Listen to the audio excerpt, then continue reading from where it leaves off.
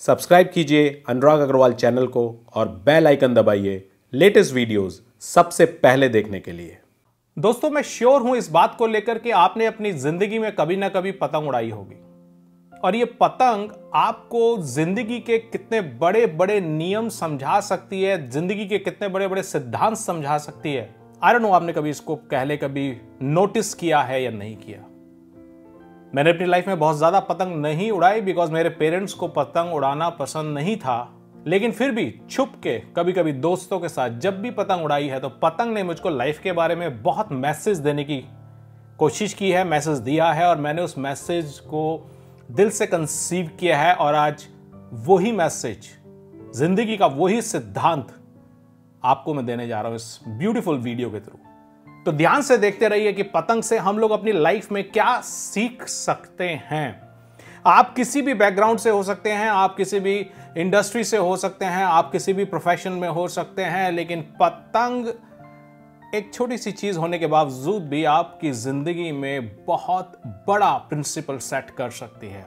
तो देखते रहिए ध्यान से ये वीडियो आखिरी तक। नाउ आपने कभी भी अगर किसी को पतंग उड़ाते हुए देखा होगा और पतंग आसमान में तैर रही है तो देख के अमूमन लगता है यार कितना आसान है पतंग उड़ाना, कितना इजी है और कितना मजा आता है इस पतंग को उड़ाने में। ऑफ कोर्स यस, जब पतंग हवा में ऊपर लहरा रही होती है तो बहुत मजा आता है, लेकिन उस लहराने तक ले जाने में जो एफर्ट और प्रैक्टिस की जरूरत है वो बहुत बहुत अलग है।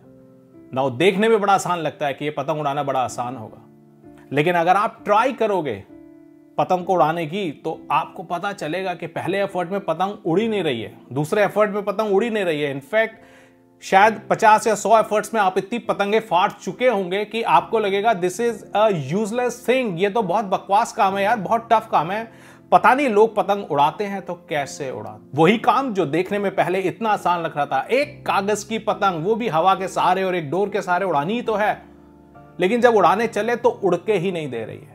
और यहां पतंग हमको लाइफ का एक बहुत बड़ा सिद्धांत समझाती है कि कोई भी काम जो आपको दूसरों के हाथ से होता हुआ नजर आ रहा है और बहुत इजीली होता हुआ नजर आ रहा है, एक्चुअली में उसके पीछे बहुत एफर्ट और बहुत ज्यादा प्रैक्टिस की जरूरत है। और वो एफर्ट और प्रैक्टिस मारी गई है उस पर्टिकुलर पर्सन के द्वारा, तभी ये उसकी पतंग आसमान में उड़ रही है।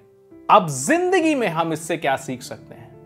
बहुत कुछ सीख सकते हैं जिंदगी में। जिंदगी का क्या फलसफा, क्या सिद्धांत हम इससे सीख सकते हैं? वो ये सीख सकते हैं कि लाइफ में किसी की सफलता अगर आपको दिख रही है, उसकी पतंग आसमान में उड़ती हुई आपको नजर आ रही है, पतंग मतलब कागज की पतंग नहीं, लेकिन उसकी जिंदगी की पतंग, उसकी सफलता की पतंग आसमान में उड़ती हुई नजर आ रही है, और लोगों को यह कहना बड़ा आसान होता है, अरे यार उसकी किस्मत अच्छी थी, अरे यार उसके कनेक्शन अच्छे थे, अरे यार उसका बैकग्राउंड अच्छा था।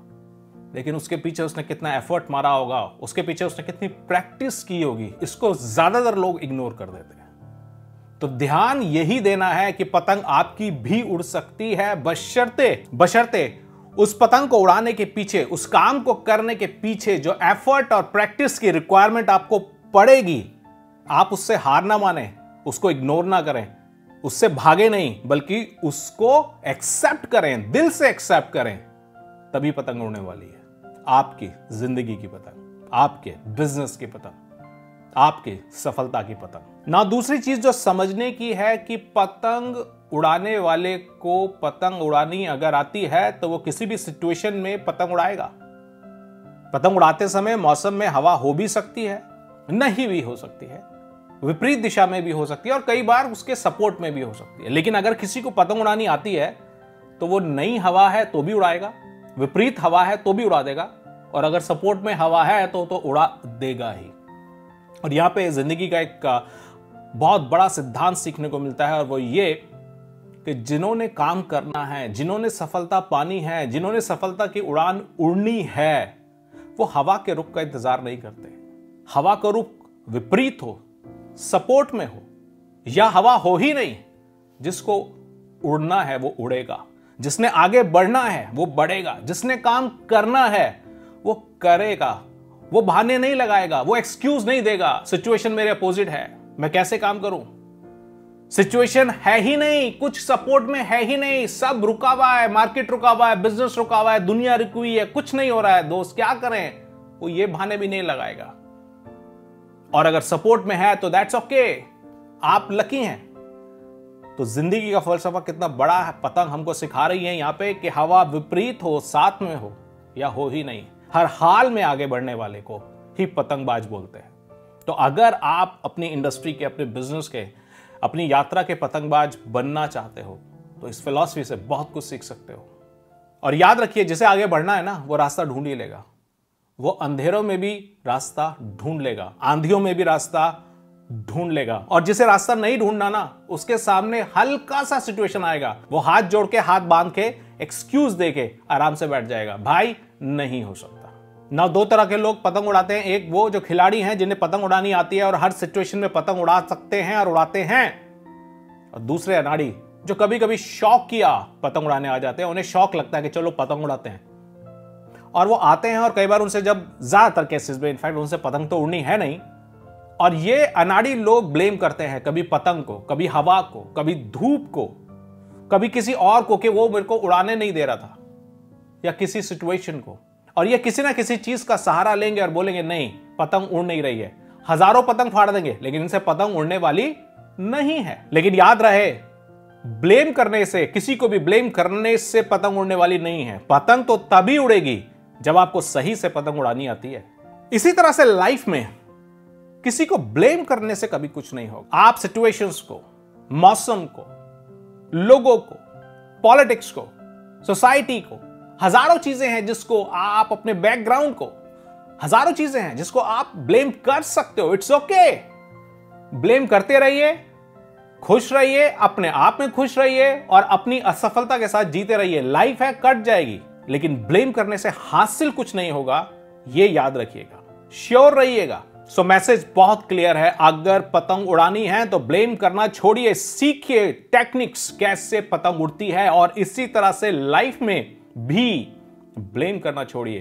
तो सीखिए स्किल्स, सीखिए वो टेक्निक्स जिसके थ्रू आप अपनी मंजिल को हासिल कर पाए। पतंग उड़ाने के लिए एक सतत प्रयास की जरूरत है, लगातार कोशिश करने की जरूरत है, एक ऐसे जज्बे की जरूरत है जो कोशिशों से हारता नहीं है, जो बार बार कोशिश करने में झिझकता नहीं है, और वो कोशिश करेगा बार बार तब तक जब तक उसकी सफलता उसके हाथ नहीं आ जाए। इसी तरह से लाइफ में कोशिश करते रहना है बार बार, कब तक, जब तक सफलता आपके हाथ नहीं लग जाए।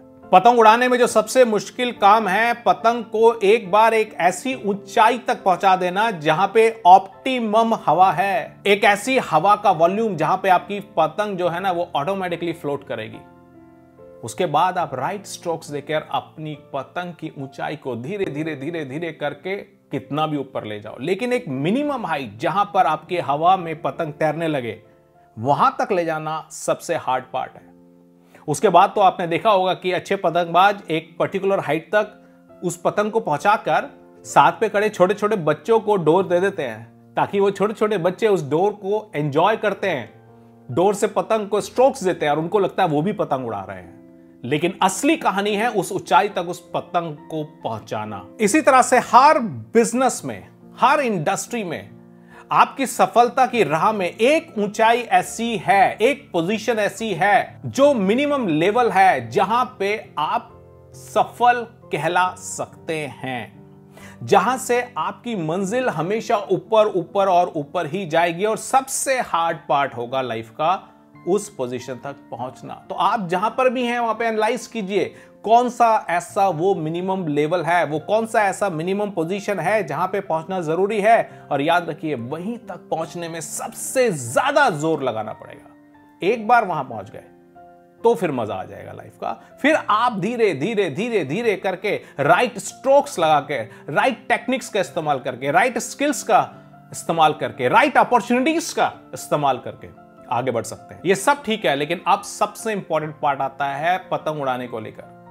आपकी पतंग हवा में है, अब यह जरूर आपको पता होना चाहिए कि किस समय आपकी पतंग को स्ट्रोक देना है, कब उसमें ढील देनी है, कब खींचना है।